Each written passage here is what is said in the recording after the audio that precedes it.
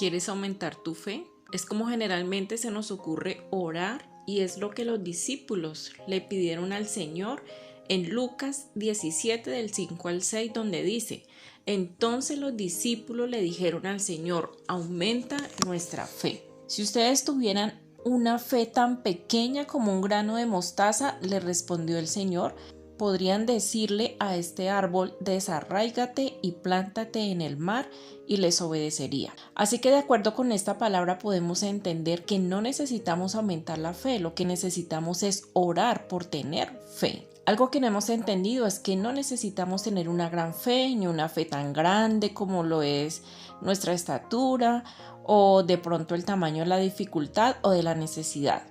Recordemos un pasaje cuando un hombre necesitó que su hijo fuera liberado en el libro de Lucas, versículo 16 al 19. ¿Sobre qué discuten?, preguntó Jesús. Un hombre de la multitud tomó la palabra y dijo: Maestro, traje a mi hijo para que lo sanaras. Está poseído por un espíritu maligno que no le permite hablar, y siempre que este espíritu se apodera de él, lo tira violentamente al suelo y él echa espuma por la boca, rechina los dientes y se pone rígido. Así que les pedí a tus discípulos que echaran fuera al espíritu maligno, pero no pudieron hacerlo.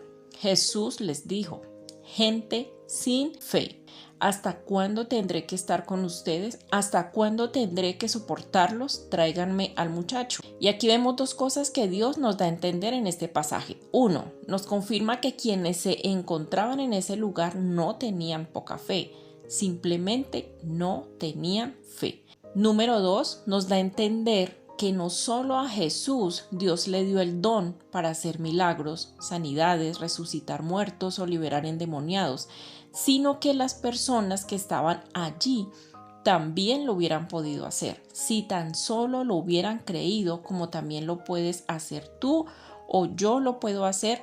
Y no solo eso, sino que podemos hacer aún cosas mayores, como él mismo lo dice en Juan 14:12.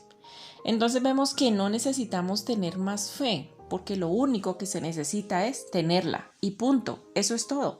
No es la cantidad, es simplemente creerlo. Y continuando en el versículo 21 al 24 del mismo libro de Lucas 9, dice el Señor: ¿hace cuánto tiempo que le pasa esto?, preguntó Jesús al padre del muchacho. Desde que era muy pequeño, contestó él. A menudo el espíritu lo arroja al fuego o al agua para matarlo. Ten misericordia de nosotros y ayúdanos, si puedes. ¿Cómo que si puedo?, preguntó Jesús. Todo, dice él, todo, no dice algunas cosas, dice todo. Es posible si uno cree. Al instante el padre clamó: sí creo, pero ayúdame a superar mi incredulidad. O sea, sí creo, pero no creo, porque incredulidad no es fe, no es creer. Esta expresión o esta respuesta de Jesús a este hombre denota seguridad, fe, confianza en el Padre, su mirada, su visión puesta en las cosas del cielo, no en las de la tierra. El Señor ejemplariza o representa el tamaño de nuestra fe con una semilla de mostaza. ¿Y qué dice la ciencia acerca de esta semilla? Dice que hay una característica muy importante y es precisamente su tamaño. Dice que es diminuto, un tamaño igual a 1 o 2 milímetros de diámetro. Y revisando acerca de esta semilla encontramos una serie de características o de nutritivos que uno dice: ¿cómo se van a encontrar todos estos nutrientes en algo tan pequeño, en algo tan chiquito? Y esto es solamente refiriéndose a su parte natural, a su parte física o lo que hace dentro de nuestro cuerpo, que es la parte terrenal. Pero el Señor usa esta pequeña, diminuta semillita también para mostrarnos que así como es tan pequeña y puede traer tantos nutrientes a nuestro cuerpo, también si así de pequeña fuera nuestra fe, asimismo podría traer tantos beneficios a nuestro ámbito espiritual. Es como el ejemplo, la manera como Dios nos enseña que no depende de lo que vemos, sino de la esencia de Él en todas las cosas, del poder de Él sobre todo cuanto existe, sobre todo lo que Él ha creado, y que Él necesita o espera que nosotros nos unamos a sus pensamientos y planes para materializarlos aquí en la tierra. Todo comienza de acuerdo como nosotros empecemos pensando frente a una situación. Recordemos que la batalla siempre está en nuestra mente. Siempre son los pensamientos los que vienen a atacarnos o a establecer fe, seguridad, confianza o simplemente miedo, duda, incredulidad. Y de ahí nace todo. Dependiendo si dejamos que Dios venga a establecer gobierno sobre nosotros, entonces, como Él lo dice en Romanos 12:2, nuestra mentalidad cambiará. Nuestra manera de ver las situaciones, de ver las dificultades, de ver las circunstancias, cambiará. Recordemos que cuando Jesús necesitó alimentar los 5,000, Él hizo que esos pocos pescados y esos pocos panes fueran multiplicados cuando Él alzó su mirada al cielo.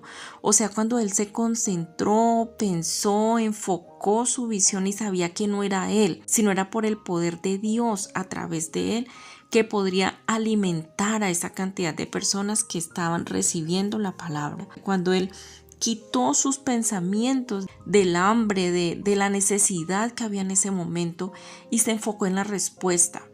Él formó la respuesta en su mente sabiendo que el Padre era el creador de todo cuanto existe y era quien le proveía a Él en todo momento, sin necesidad de usar ningún recurso natural, sin necesidad de unos alimentos suficientes para los 5,000 que estaban con Él.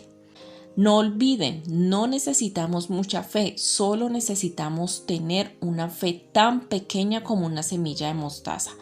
Pero lo primordial, lo más importante es que ésta sea constante, que perdure tanto como sea necesario el cumplimiento de la promesa de Dios.